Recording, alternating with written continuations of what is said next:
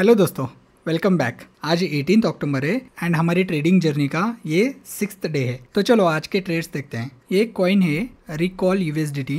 मैंने इसे कैप्चर किया, ये काफ़ी अप जा रहा था तो मैंने इसे देखा एंड 1 आवर के टाइम फ्रेम पे मुझे यहाँ पे देखो एक एफवीजी दिखी। मैंने फिब भी चेक किया तो फिब का यहाँ पे कोई रिलेवेंस नहीं था क्योंकि हमारे कोई ना 382 के पास प्राइस थी ना ही 618 के पास थी। एंड फिर जब मैं लोअर टाइम फ्रेम पर गया जैसे कि 5 मिनट जो 1 आवर का एफयूजी था, जस्ट उसके ऊपर मुझे एक छोटा सा सप्लाई जोन दिखा। तो इस वजह से फिर मैंने यहाँ की एफयूजी पे जो हमने लिमिट सेल ऑर्डर लगाई थी उसे मॉडिफाई करके यहाँ पे ये जो डिमांड जोन दिख रही है 5 मिनट पे, यहाँ पे मैंने इसे सेट कर दिया एंड फिर 1 मिनट पर जाके प्राइस मूवमेंट को ऑब्जर्व करने लगा। यहाँ मैंने आरआर भी चेक किया, यहाँ पे लिमिट ऑर्डर है, यहाँ पे हमारा एसएल होगा ऊपर एंड ये हमारा टीपी होगा। मैंने यहाँ नीचे एक डिमांड जोन भी मार्क की है, ये 5 मिनट के चार्ट पे डिमांड जोन बन रही है, लेकिन अभी यहाँ पे हमने कोई लिमिट ऑर्डर नहीं लगाई, बाय लिमिट ऑर्डर नहीं लगाई क्योंकि वो अभी हमारे रूल में नहीं आती। मैं आगे बताता हूँ उसके बारे में आपको। तो प्राइस एफईजी को टैप की, एफईजी को टैप करके रिजेक्शन ले रही है।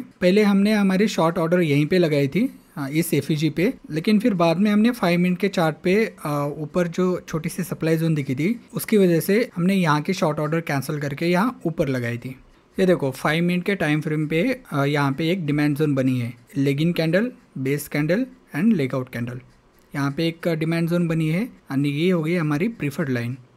यहाँ पे मैं चेक करता हूँ कि यहाँ पे एंट्री लेना हमारे रूल में फिट होता है नहीं, ये चेक करता हूँ मैं आरआर का टूल लगा के। तो मैंने देखा यहाँ इसका स्टॉप लॉस यहाँ पे आ रहा था एंड इसका जो मूव है वो अराउंड 1:2 या 1:2.5 ही आ रहा था, तो हमारे रूल में ये नहीं आता। हमें डिमांड जोन से ऊपर मोर देन 1:3 का मूव होना चाहिए, तभी वो डिमांड जोन को हम ट्रेड करते हैं एंड तभी वो डिमांड जोन एक्यूरेटली वर्क भी करती है। 1:3 के नीचे अगर आ रहे मूव, देखो यहाँ से अगर हमारे यहाँ स्टॉप लॉस है एंड इसका हाई, यहाँ से इसका हाई, इसका डिस्टेंस 1:3 से कम आ रहा था, इसलिए मैंने यहाँ पे लॉन्ग के लिए पोजीशन अभी तक ओपन नहीं की है। अभी फिलहाल हमारी सिर्फ शॉर्ट की पोजीशन ऑन है जो ऊपर के सप्लाई जोन पर है, लेकिन प्राइस ऊपर नहीं जा रही थी।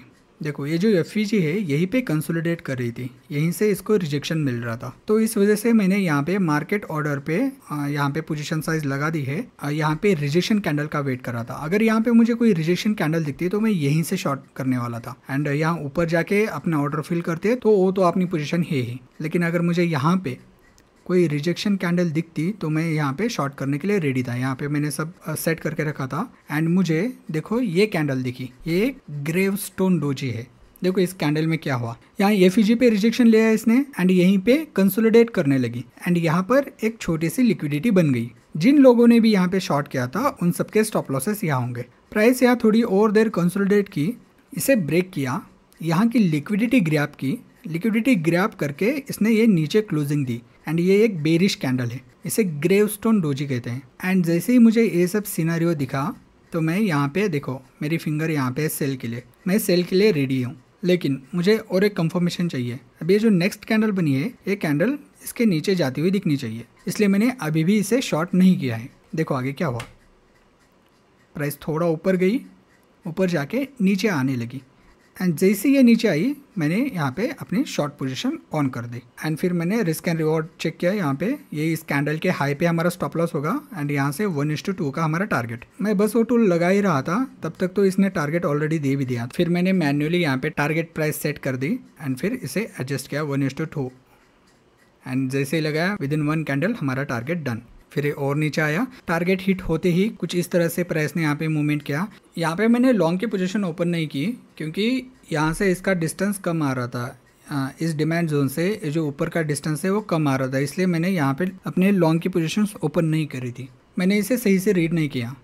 देखो मैंने ये डिमांड जोन यहाँ पे मार्क की थी, लेकिन यहाँ पर क्या था, LOL था, LOL यानी level on top of level. ये मेरी आंखों से मिस हुआ, अगर ये मिस ना होता तो ये भी हम कैप्चर करते।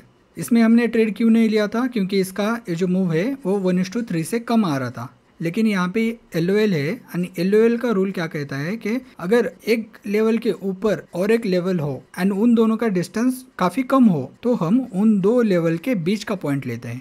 एंड जब मैंने वो बीच का पॉइंट लिया एंड चेक किया तो अब हमें RR 1:5 का मिल रहा था। इसका मतलब ये ट्रेड हमारे रूल में आता है, लेकिन ये मेरी आंखों से मिस हुआ, मैंने इसे देखा ही नहीं, पता नहीं कैसे। नहीं तो ये भी हम ट्रेड कैप्चर कर लेते। कोई बात नहीं, हमने ये अच्छे से प्ले आउट किया। इसमें मुझे अराउंड $26 का प्रॉफिट हुआ। ये देखो यहाँ पे परफेक्ट ट्रेड था। मेरे से मिस हुआ, कोई बात नहीं, लेकिन आप देखो कि ये कितना एक्यूरेटली वर्क करता है। एंड फिर प्राइस ये हाई को ब्रेक करके न्यू हाई बना देती है। एंड जो हमारा सप्लाई जोन था ऊपर, वहीं से फिर प्राइस नीचे आती है।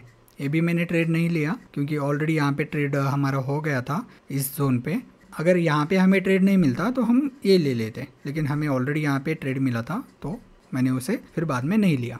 एंड फिर कुछ प्राइस इस तरह से मूव हुई एंड आज मैंने सिर्फ एक ही ट्रेड लिया। तो चलो आई गेस आज के लिए बस इतना ही दोस्तों। मैं मिलता हूँ आपसे नई वीडियो में, तब तक के लिए अपना ख्याल रखो। Keep learning, keep growing.